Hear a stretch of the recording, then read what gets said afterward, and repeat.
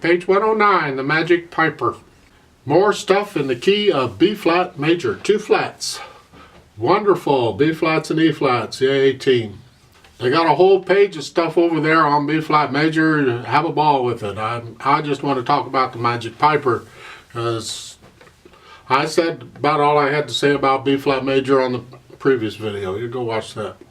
Now on this Magic Piper, let's look at this thing. This is in 6/8 time, so an eighth note's going to get a count. So it's 1, 2, and 3, 4. Remember, the 16th notes get half a count. 1 and 2 and 3 and 4. 1 and 2 and 3 and 4 and 1. Then you just speed it up. Their fingering is fine. Use their fingering. I got no problem with it. Watch the staccatos and watch the accents. We need to have those. It's like the last measure of the first line. You're here.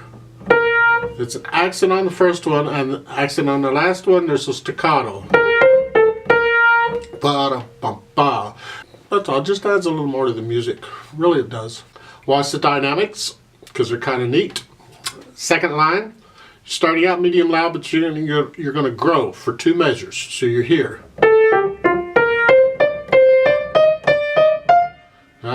Then come back down to a medium loud and try it again. Ta-da! Isn't that fun? About all I had. Then the last line, that is just B flat major scale going down. We call it descending because it descends because it goes down, and that's the fingering for it. So if you can do the B flat major scale, this kind of thing, you'll find that you sight read it. You don't even have to practice it. It's just there.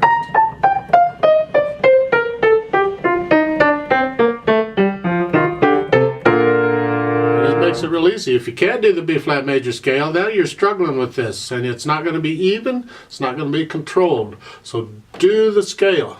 Now this one, keep in mind there's a natural accent on the first beat and the fourth beat, so we'll sort of feel it in 2.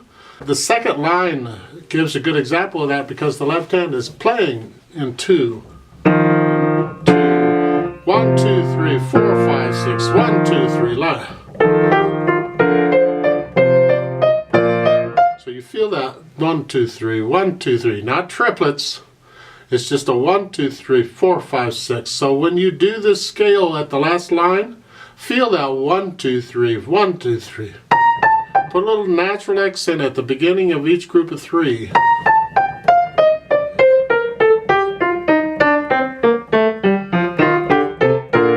It adds a lot to it. It sure does. Now as far as the pedaling goes, as far as I'm concerned, don't. I don't understand why they're pedaling this piece at all. Because if I pedal it, then the first measure is blurry, the second measure is clean, and they go blurry to clean, blurry to clean. What's the point? Is that?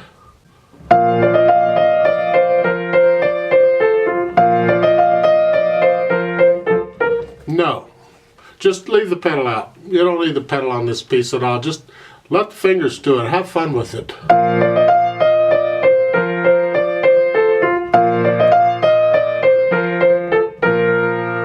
Let's try this out slowly so we can double check the notes and rhythms.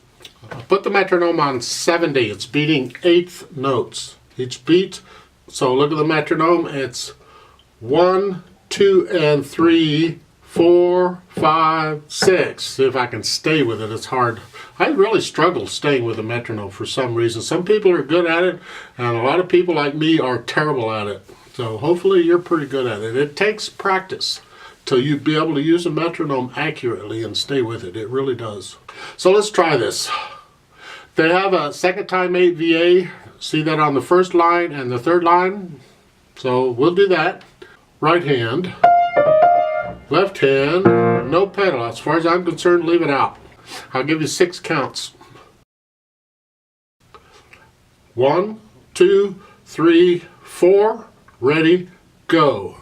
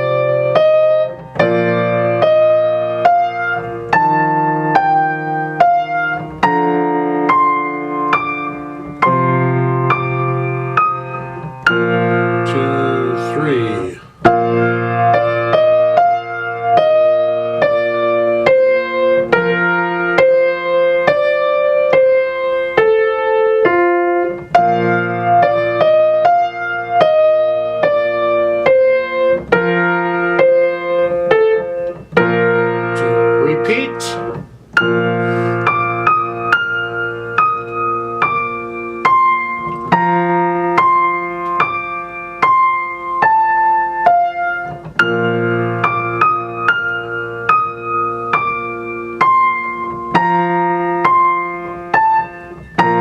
Two, three.